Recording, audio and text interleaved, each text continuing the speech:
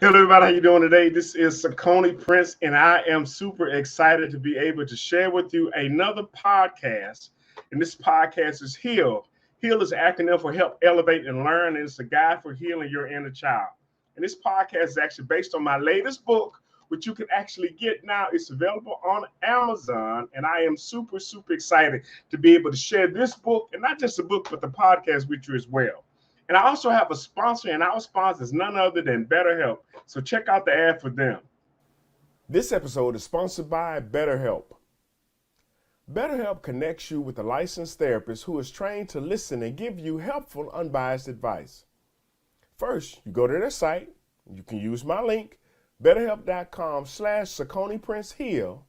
You answer a few questions, and BetterHelp will match you to a professional who's had years of experience helping people with struggles just like yours. You can do it all from your phone or your computer, via a phone call, a video chat, or messaging. However you feel most comfortable. It is the easiest possible way to start talking to a therapist. You'll be matched to a therapist usually within 48 hours, so you can get started fast. Let BetterHelp connect you to a therapist who can support you, all from the comfort of your own home.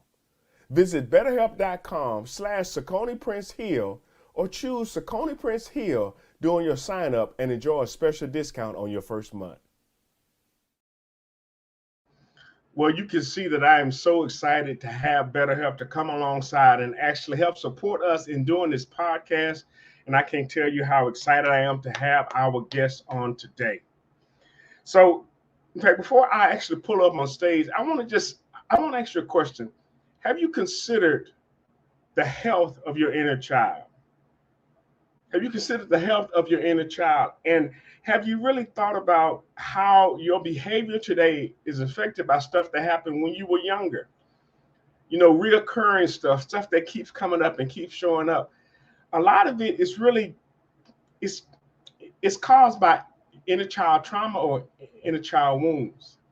So one of the reasons why I wrote this book was I wanted to actually, again, and even this podcast, start the conversation about our inner child trauma, inner child wounds, but more so our inner child healing.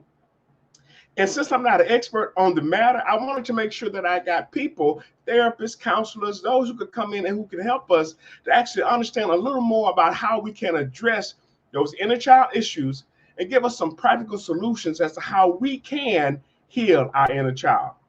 And with that being said, I want to call up our special guest for today, none other than my good friend, Shona Dennis.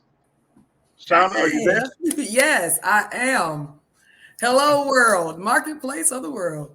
All right. Well, we are super excited to have you. Shona, introduce yourself and tell the people a little bit about who you are.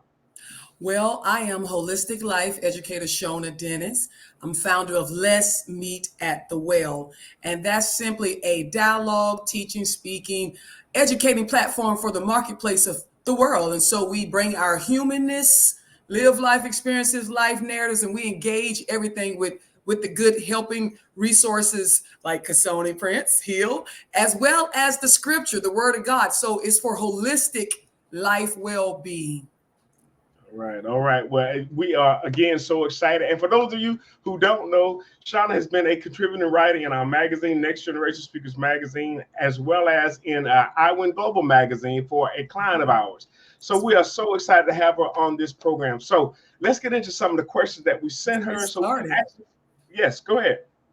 All right. What's the first question, Kasoni? Well, the first question is, in your professional opinion, how important is inner child healing? I'm so excited you asked me that. I was so excited just to put all this together. So two things. First of all, how important is our inner child healing? One, it's important on a universal level. Let's just make it relatable to all people, all generations. So it's important at a universal level. And then two, it's important on a neurobiological level, the brain, because the brain changes things. So what happens, when we experience trauma, the brain, chemical reactions and things will change our life, our well-being, and our whole reality, a whole self-construct if we're not careful or if we're unaware or we're not informed. And so as I dug into this question, I even found some examples in the Bible. I was so excited to share. David, Absalom, and Tamar. She was raped. David stonewalled, silent treatment, and he just kind of looked over the situation. And then we had Naaman. He had a little slave girl. Imagine this little girl taken away from her family, rejected. She experienced rejection. Imagine Ishmael and his mother Hagar. His daddy was Abraham. They were sent away. So he experienced abandonment. And what about Joseph's brothers who felt left out because the father showed favoritism? So you see, on a universal biblical level, inner childhood trauma is very critical, and it's something essential to talk about. Yeah, that's so true.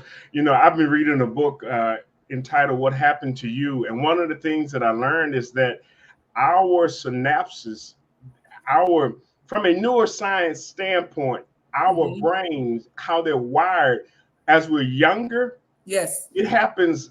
I mean, like 4 times as much as when we get older. So we're absorbing so much information and we're learning so much, and things are getting wired into our brain. The good news is they can be rewired, but if you never address that, they will stay that way. And see, the thing of it is, and Dr. Charles talked about this last week, about how when we're younger, we don't have the words to articulate what's happening to us. We just know the experience and the emotions associated with it.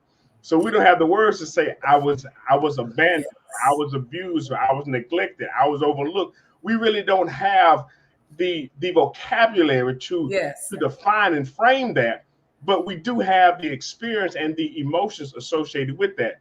And so that's what comes up and happens. It affects our behavior later on in our life. And I love those examples that you gave, because they remind us that, look, this didn't just start. Okay. Right.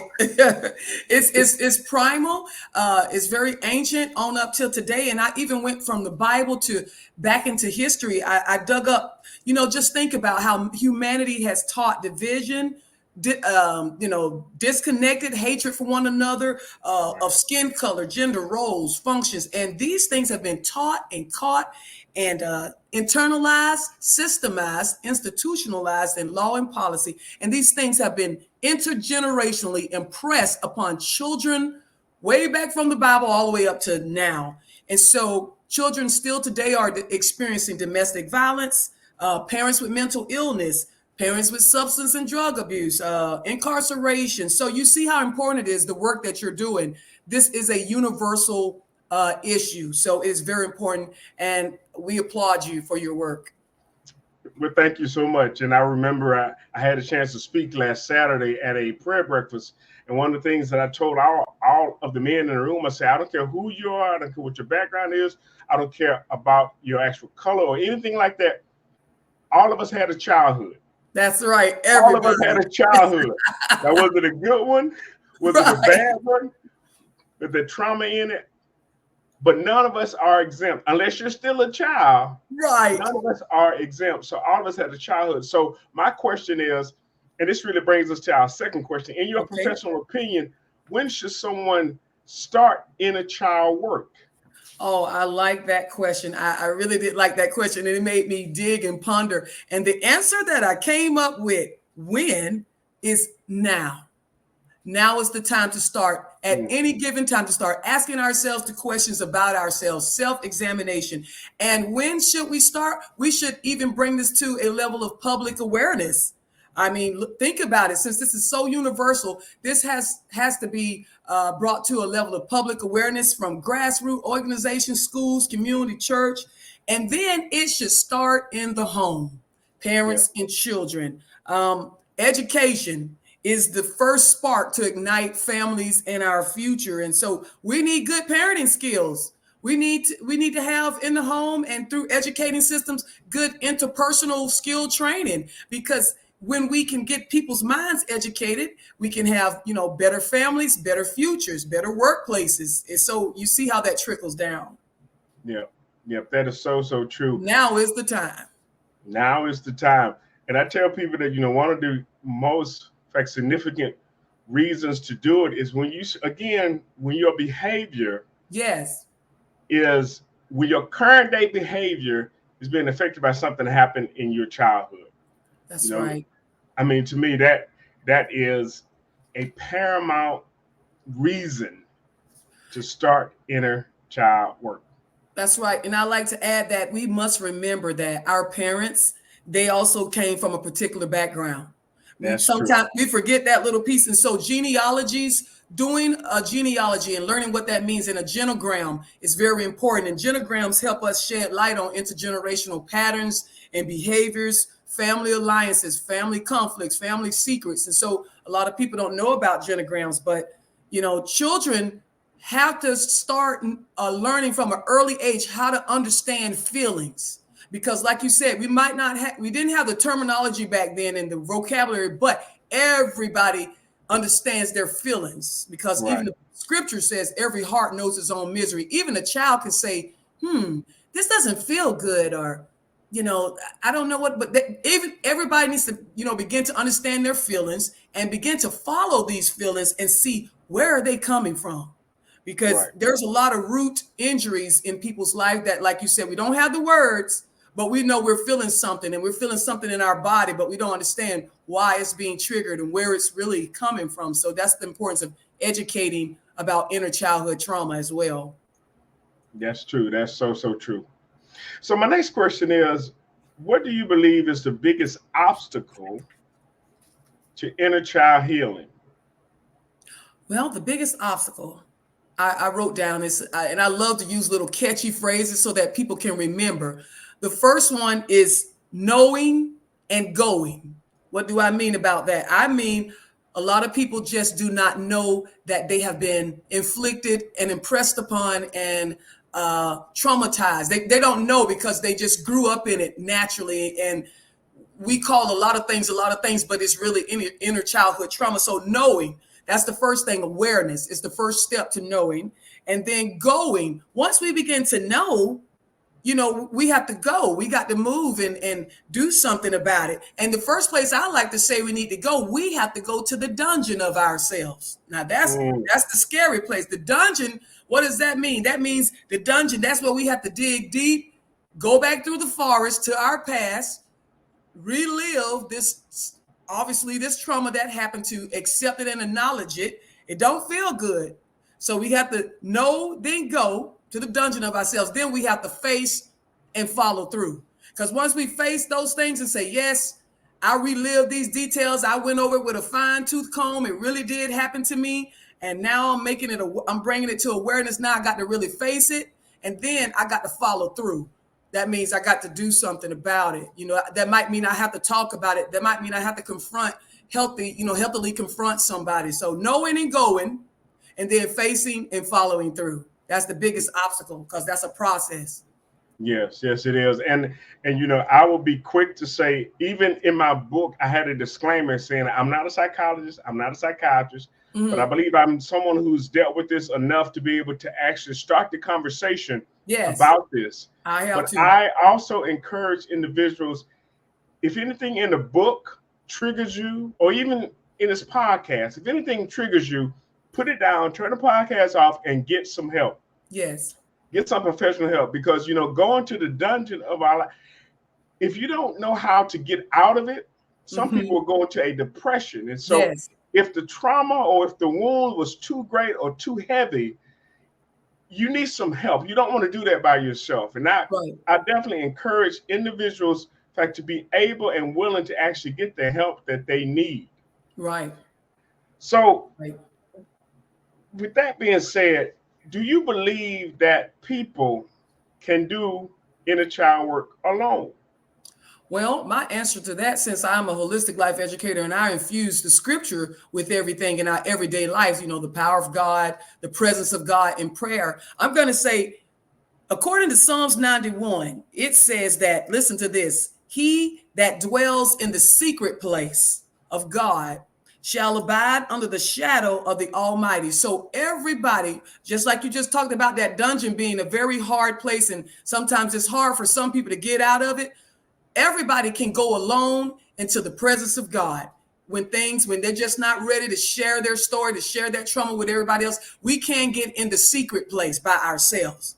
That can be a safe place where you just sit, because God says the Spirit understands our moans and groans when we don't have words. Sometimes we do not know what to say or pray, but God, unlike mankind, can understand the heart and all that means. Like Hannah in the Bible, she was crying. He understood her tears. So we can start out there in the presence, in the secret place. But then I put that God said he'll never turn away a broken and contrite spirit, but we must also branch out from there, because when we're talking about healing, we need support during the healing journey. So even God said it's not good for us to be alone. So we do need support, but we can start out in the secret place, but then we move from the secret place to the supporting place. Just like Moses needed people to help raise his hands. Right, right. You don't go about that alone.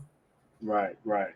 And that is so, so true. We have to be willing to start on our own and then get the help that we need.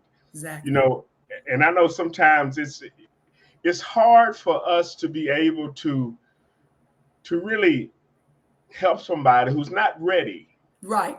We may be able to identify some issues that they're dealing with that comes from their childhood, but because they're not willing to actually face that part of themselves, right, they, you know, us bringing it to their attention may not give us the results that we need. And so that really brings me to my next question, with how can someone help others who are struggling to identify the need for inner child work? Okay, that's a great question, because we've all been there. I love to add, I love that because that brings us all into a collective experience. So yes, we all have had problems and situations within our personal self, that our lives where we were struggling to identify because we just wasn't ready. And so we were kind of like in denial, or what's called disassociation. People will block out traumatic memories and, when they're not ready. So how do we help them? Well, the Bible tells us to pray for people. And it also tells us to restore folks gently.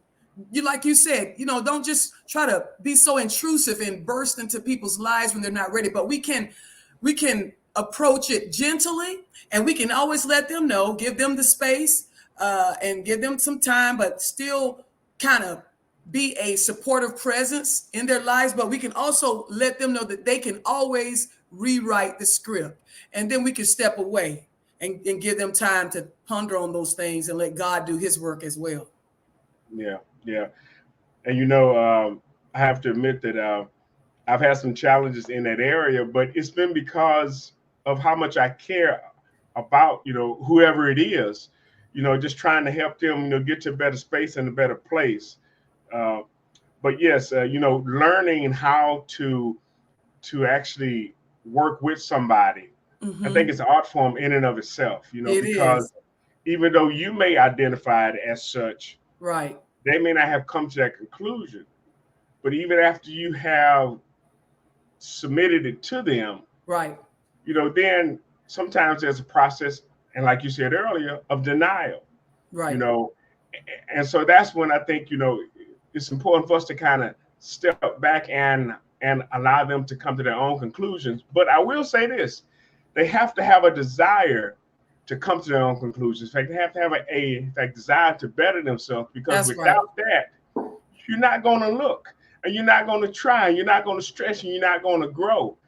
And in my other book, Leadership That Lasts, I talk about how leadership starts on the inside, but it doesn't stay there. Right. Once you learn how to lead yourself, the next logical step is you want to lead other people. Exactly. What kind of leader would anybody be if they just got all the answers, did everything that they needed to do, and then they went somewhere and sat down and eating sandwiches and sipping on iced tea? If you're going to be a leader, you got to lead. That's right. So you start to help those around you. Right. And so I know how important it is for us. And like Dr. Miles Monroe said, the fruit isn't for the tree. And we have fruits in our lives. Sometimes those fruits are fruits of teaching, fruits of education, right, fruits of, being patient, being helpful. And that fruit isn't for us, but it's for us to help serve humanity.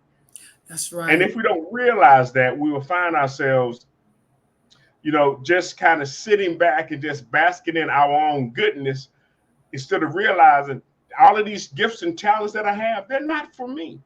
Right. I mean, I've been given these to serve somebody else. And see, Right. if I took all the information in this book and I just processed it myself and just kept it to myself, Right. who am I helping? No one. So yeah, we have to make sure that we are doing our part to help those. Right. We are serving the people we've been called to serve, those people that are in our sphere of influence, the people who Right. will listen to us. So And yeah, you know so what? I like to add, some wisdom, as you were saying, about when people are ready. The Bible tells us about the parable of the sower. So, like you said, right now you have the book, you have the podcast. That's a seed, and in the scriptures, the parable of the sower, the Bible says that the farmer, you're the farmer, I'm the farmer. They scattered the seed. So there's nothing wrong with the seed, and that's the resources. But then the scriptures reminds us when it comes to people in their state of readiness, the seed goes forth, the book goes forth, the podcast, but it says the seed, it's all about how the seed falls on that individual. It says it falls on the path. For some people, it falls in rocky places, on thorny places. And then for some people, they're ready, it falls on good ground. So since he who wins souls, or he who serves others, must be wise, it's all about also, how that seed is put out, and then the ground of the mind and the heart, that how it falls into that individual. and that is so true. I think a lot of people have a hard time evaluating the truth of that parable, which is, what type of ground are you? Exactly. I think that is the biggest hang up, because people they don't want to look at themselves. They don't want to evaluate themselves.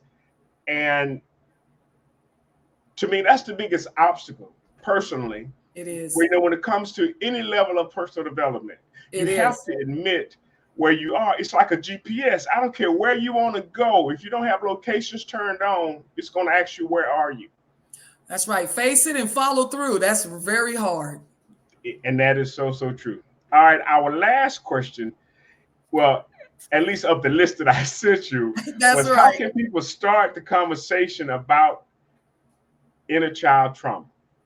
Well, since I have dealt with this, like, personally, all these questions were so beneficial and helpful to me once again. But how do we start? Well, I'm a big communicator, so I wrote in my notes that we want to effectively communicate with people, but understanding when we are communicating with wounded, hurting people, that's a different thing, especially sensitive topics. So we want to make sure when we start the conversation, uh, we have to make them, one, feel safe talking about trauma. And then we have to convince people that we're actually in this together. So, because it takes incredible courage to talk about trauma and to relive it and start looking at the details. So we have to let people know that, hey, when we open up this conversation, it's benefiting you and me, that and so we got to carry a sense of collective experience, that we're all, like the pandemic, we're all in this together. And so Right. we can kind of get started by helping them to understand when they're ready to share, they can say something like this to another person. I think that it's important for you to know what has happened to me in my past. And then you give them space to speak only about the elements of their trauma that they're comfortable with. You don't try to fill the silence. You don't try to, force them to kind of go totally in the dungeon when they're not really ready. And Right. then once they share, once people that have experienced trauma share, you can ask them, well, how do you feel now that you've shared that? Great job. I knew it took incredible courage. So that's kind of like the approach, talking about sensitive things, because I've experienced that myself, and that's how I would approach it. And since it's human relatable, probably maybe one of the best practices and best ways. Right.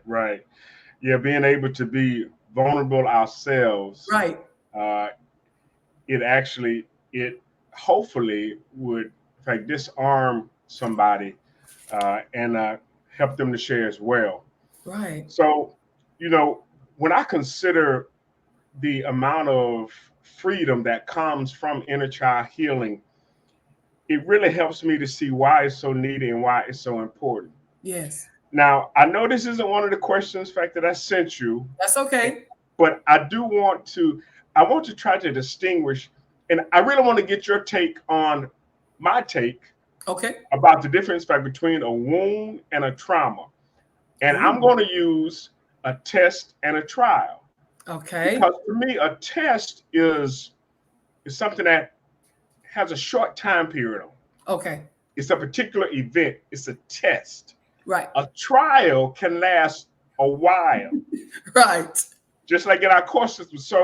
So using those two examples, I to got you. me, a wound is something that happens. It's like a one-time event, something that happened that wounded you.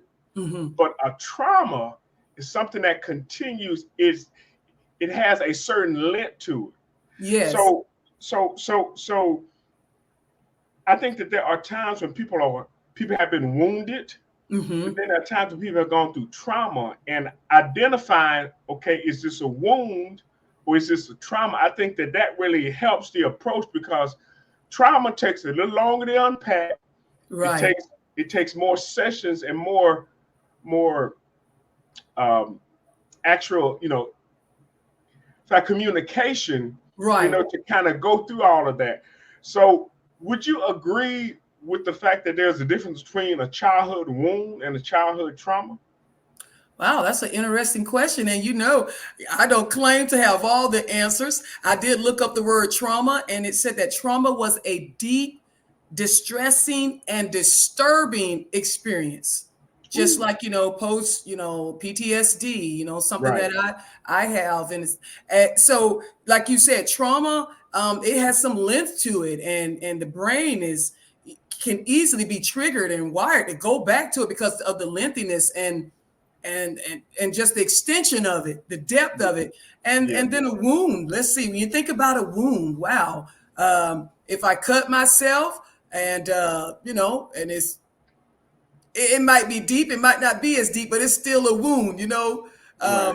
So I kind of would agree with you in a sense. A wound is not as deep, but it can become deep when it's continually compounded. That's true. You That keep that is you so keep true. bumping that bruised leg and wounded leg on something, and people keep hitting it, and it keeps getting offenses, and it keeps getting triggered.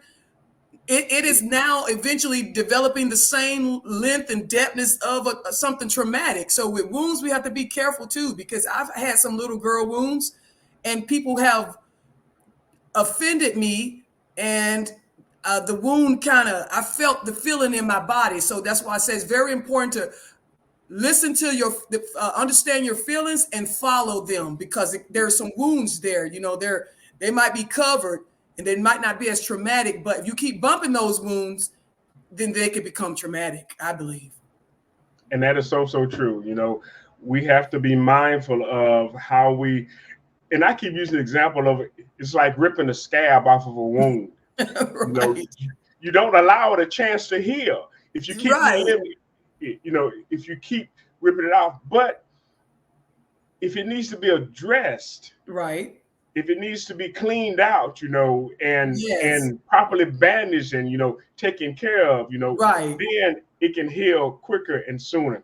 Exactly. Listen, I want to first of all thank you for taking out of your time to be on our show. But I Hmm. also want to give you an opportunity for people, if they wanted to contact you, get in contact with you, connect with you, follow you. Would you give them the social media handles and any way that they can actually reach out to you?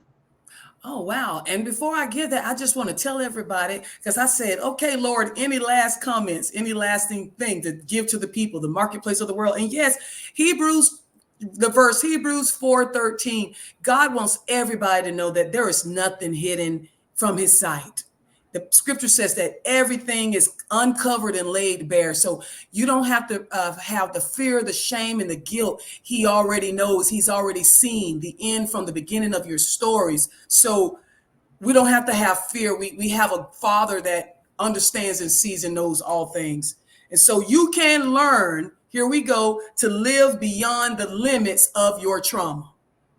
You can learn to live beyond the limits of your trauma and be loose from your infirmities, so that you can relate in a new way to people, to your children, to your grandchildren, to your spouse, in the workplace. And so that's how we get better families, better futures. And so how can you get in contact with me? Well, definitely, I have a website.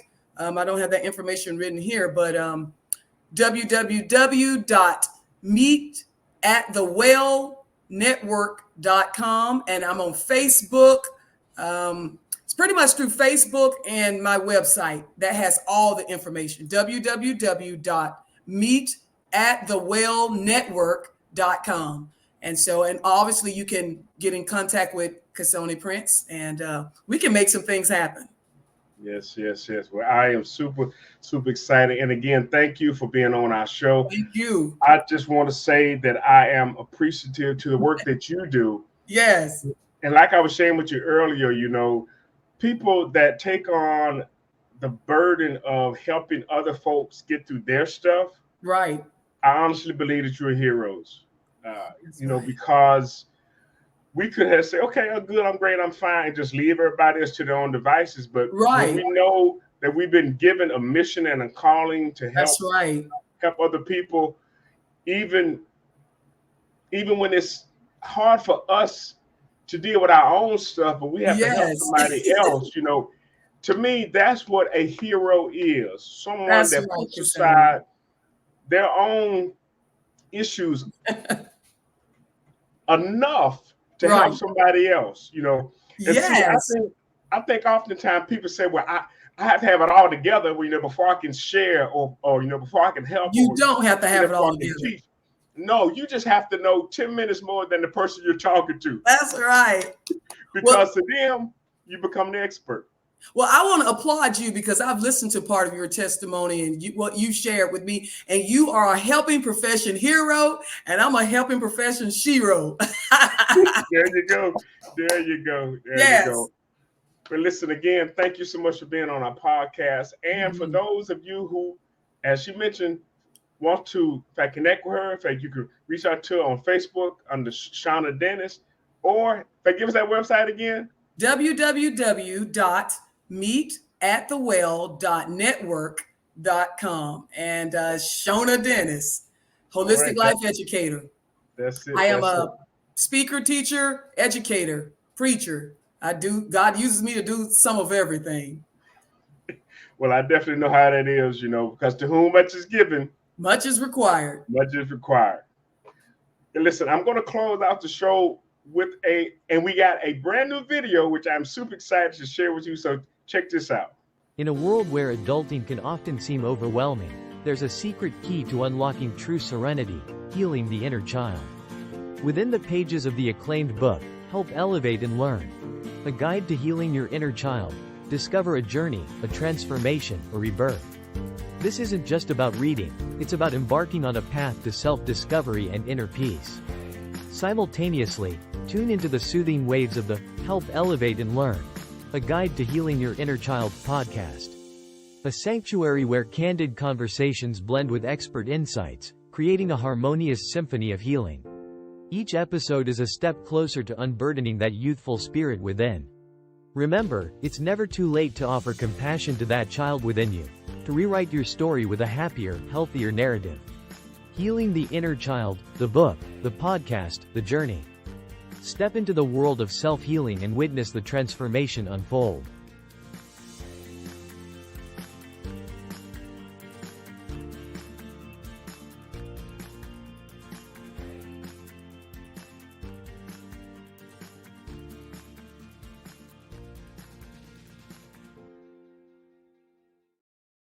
So as you can tell, we are super excited about the release of our book and our podcast. And we want to again thank Shona Dennis for being on.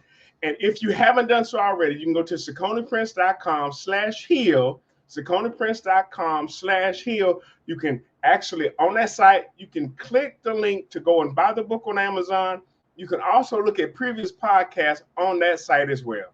So listen, we want to thank you for joining us today. And we are so excited about our guest next week. You're going to have to tune in to see who that is. We'll talk to you later. God bless.